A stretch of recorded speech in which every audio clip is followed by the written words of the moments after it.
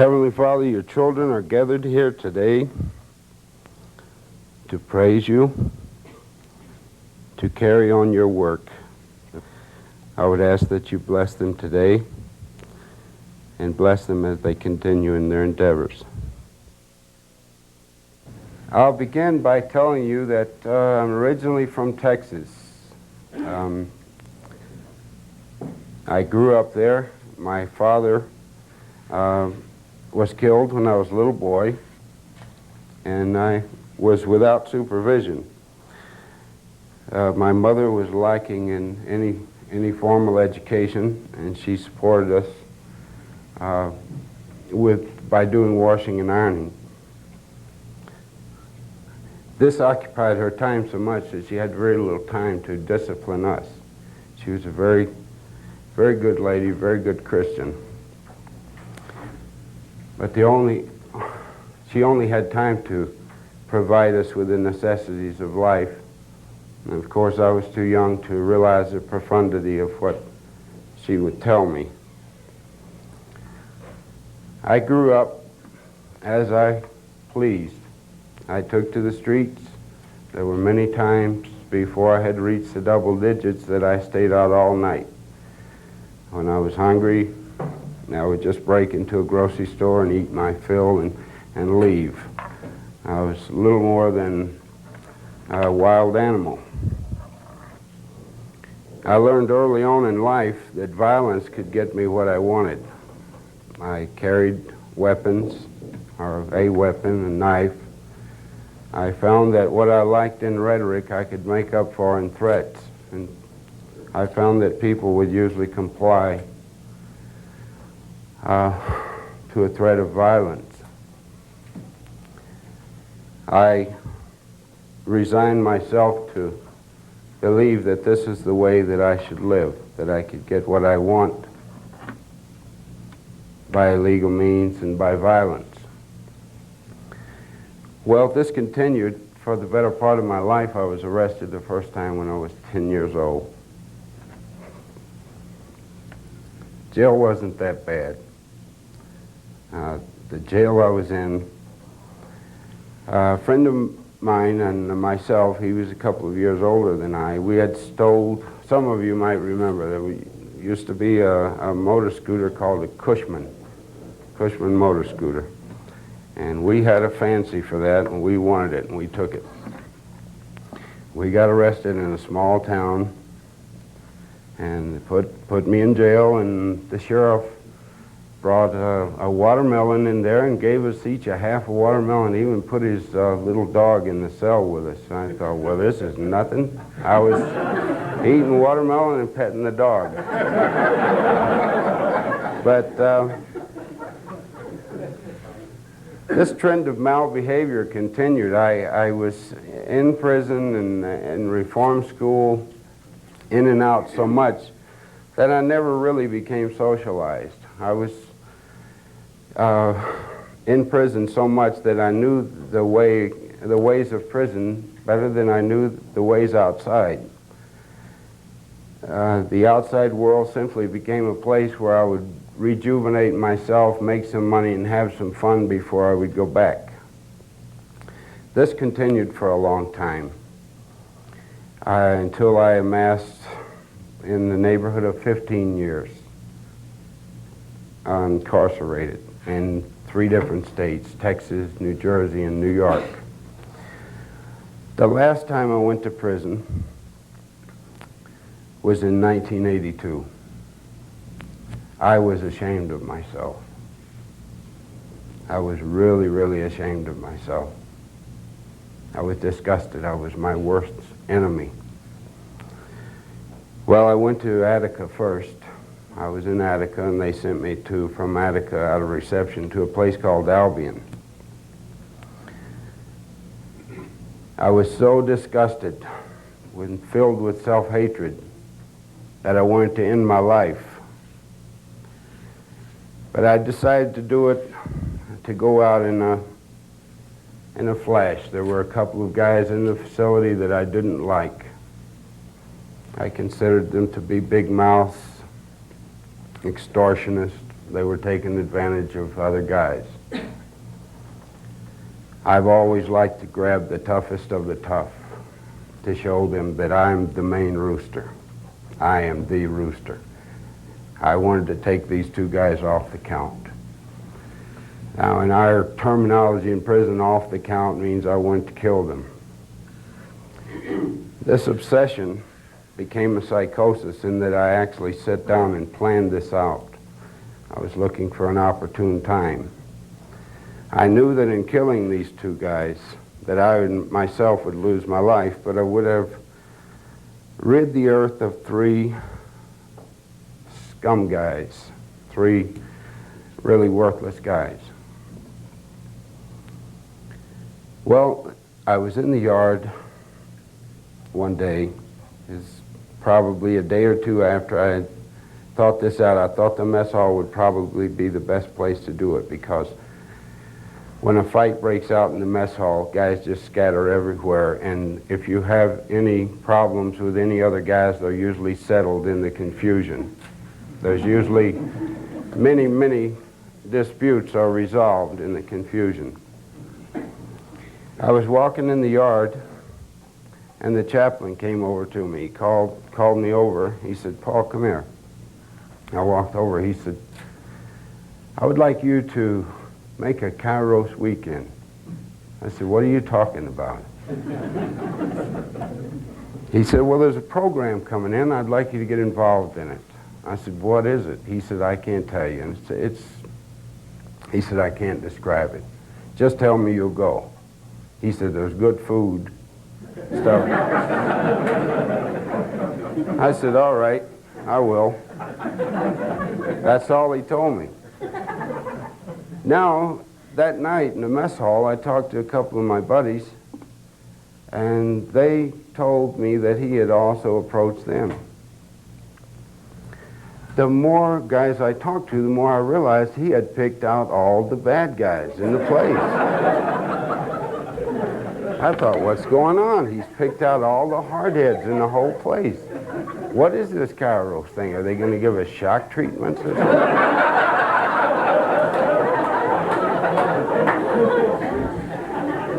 Well, the day of Kairos came, and the fellows came in from the outside, and I'm telling you, they were frightened. They went in the chapel, and they were sitting around, folks like yourself, and we walked in, and it looked like the Purple Gang coming in there. I'm telling you, we didn't know what to expect. We walked in there. Immediately, I realized what was going on. Aha, Christians.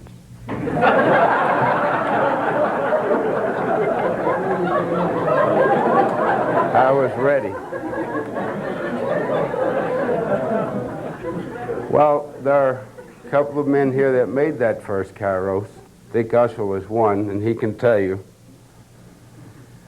that as I was not the most congenial person in the world those first couple of days,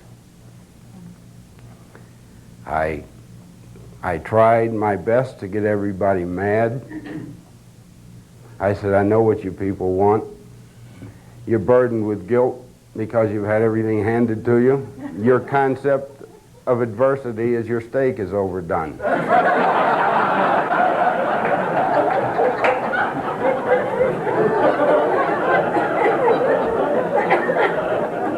Well,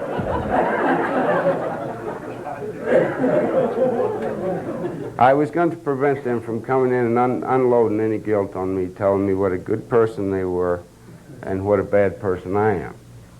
And I just kept barking and barking. And it occurred to me that I wasn't hearing any barking back. Nobody was saying anything back. I was angry. And the more I talked, they smiled. They said, "I understand." I said, "Yeah, you don't understand." "What do you mean you understand? What are you talking about, you understand?" They smiled, and they loved me, and they forgave me. The first night that we had the Kairos, I went back. One of the fellows asked me, "What's that thing all about over there? I heard some singing and stuff." I said, "I don't know yet. A bunch of people come in. They're not what I thought. They're Christians, but they're different. They're different kind of Christian. They gave us cookies and everything. I shared my cookies with the guys. They really liked the cookies. But the next day I went back and I started pretty much the same thing all over again. Dylan, I cornered Dylan. I was barking at him and he was smiling at me. But as the weekend progressed, I began to realize that these people were serious, that they didn't want anything from me. They didn't want to judge me. They hadn't come in to belittle me or to make me feel bad. They had come in to tell me that you've made mistakes, but it's not too late. You can change. God loves you. We love you. You can change your life. We'll help you. We'll be here and help you. I think it was the third day that Palanca came in. I started reading the Palanca and I started crying. I'm telling you, it was like Niagara Falls. I couldn't stop it. It was long overdue. I was sobbing like a baby, and I was mad. Now I'm really mad. I said, Jesus. Now I'm going to go back out into the compound. I'm not going to be able to take what I want. These guys are going to snicker at me and this and that. My reputation is shot. But I felt good.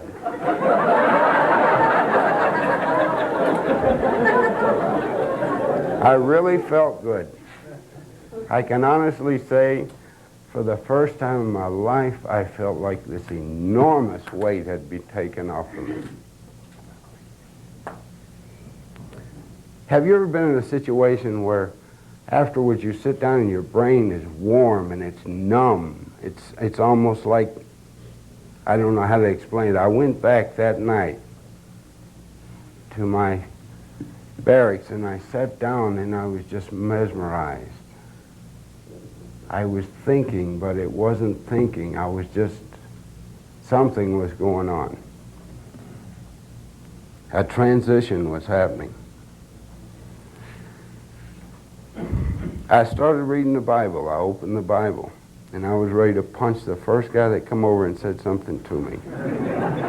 But I started reading the Bible, and I started reading Proverbs. It said, my son, if you'll follow my ways and do what I tell you, you will be happy, this and that. And it was like getting a letter from your father. The more I read it, the more I thought, wow, I wonder why I never took time to read this. There's so much wisdom here, so much understanding. He knows exactly how I feel. I realized then that there was hope, that I could change. I was beginning to feel good about myself. I began to look at guys that I really didn't like at all. It just angered me to get around them.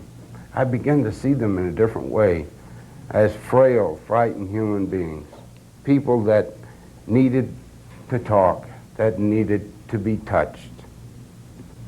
Well, needless to say, I abandoned my deranged project that I'd been putting together just before Kairos.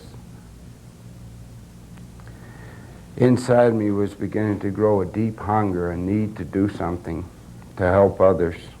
And I began to think. I went off and became a recluse of sorts. I would sit by myself and I would think, when I get out, I'm going to help people. I'm going to keep people from coming to prison. I'm going to tell them about Christ. And it occurred to me, this is the nature of my talk, discovering Christ in prison. It occurred to me that I was in a tomato field looking for something to eat. I was in a place where guys were lost and forlorn and lonely. They needed Christ. I set out in my own novice way to try to befriend guys, to talk to them. It was very uncomfortable at first to go from being a guy that's feared to being a guy that is almost, you know, slap him, he won't do nothing, watch, really, slap him, that sort of a thing. It was difficult. But I discovered that when you have Christ in your life, don't plan to do something next week. Next week I'm going to go and help this person or help that person. I learned that you help people where you find them. Christ will put you in situations. Don't question. Don't second guess God. You will find yourself in a situation the human side of you will say, no, I'll be embarrassed if I do that. I can't do that. Don't do that. God has put you there for that reason. He's put you in that situation. We always think of what we're going to do tomorrow, what we should have done yesterday. Well, let me tell you that the past resigns itself to memory. It's gone. It's gone forever. And so are opportunities that were there. The future is nothing but an abstraction that's based in hope. All we have is the moment. You cannot let the moment pass. When you see an opportunity to share Christ, to do a kind thing, do it. Do it then. Don't wait till you're back in your neighborhood with your friends. Do it then. That stranger that you're embarrassed to meet is a friend. He's 2 seconds from being a friend. She's 30 seconds from being a sister.